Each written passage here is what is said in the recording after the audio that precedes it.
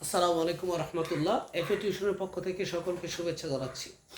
আজকে আমরা ষান্মাসিক পরীক্ষার সিলেবাস সপ্তম শ্রেণীর গণিত ও বিজ্ঞান বিষয় নিয়ে হাজির হয়েছি।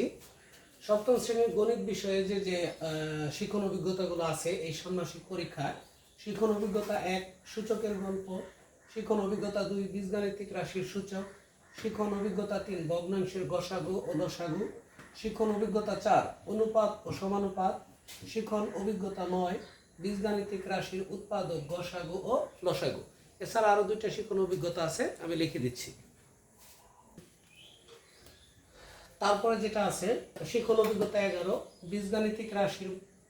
বীজগাণিতিক রাশির ভগ্নাংশের গল্প এবং শিক্ষণ অভিজ্ঞতা 12 বীজগাণিতিক রাশির সমীকরণ। এই অধ্যায়গুলো থেকে একক কাজ, দলীয় কাজ, জোড়ায় কাজ এবং লিখিত পরীক্ষা হবে। আশা করি এই অধ্যায়গুলো ভালো করে অনুশীলন করলে তোমরা পরীক্ষায় ভালো করতে পারবে। এখন আমরা বিজ্ঞান বিষয়ের সিলেবাসটা দেখব।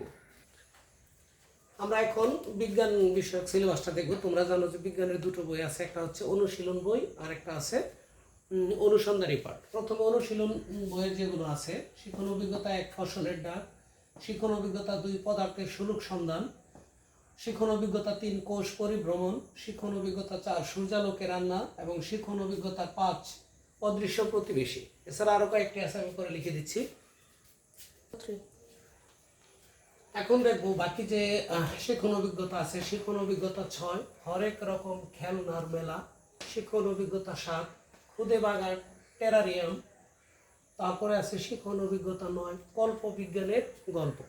এই অনুশীলন বই থেকে এগুলো তোমরা অনুশীলন করবা এবং যে শূন্যস্থানগুলো আছে সেগুলো পূরণ করলেই হবে। এখন আমরা অনুসন্ধানী পাঠে দেখব। এখন আমরা বিজ্ঞান বিষয়ে যে অনুসন্ধানী পাঠে আছে অধ্যায় 1 জীববৈচিত্র্য, অধ্যায় 2 অণু ও পরমাণু, অধ্যায় 3 পদার্থের গঠন, অধ্যায় 4 কোষ বিজ্ঞান, অধ্যায় 5 অণুজীব জগৎ, অধ্যায় 6 তাপ ও তাপমাত্রা, অধ্যায় 7 আমাদের চারপাশের পরিবর্তন, অধ্যায় 8 কাজ, শক্তি ও ক্ষমতা এবং সর্বশেষ অধ্যায় 17 পৃথিবী ও মহাবিশ্ব। অর্থাৎ অনুসন্ধানী যে পাঠ, সেই পাঠে এই অধ্যায়গুলো তোমাদেরকে ভালোভাবে পড়তে হবে। এখান থেকে ছোট প্রশ্ন আসবে, শূন্যস্থান এবং দলীয় একক কাজ হবে।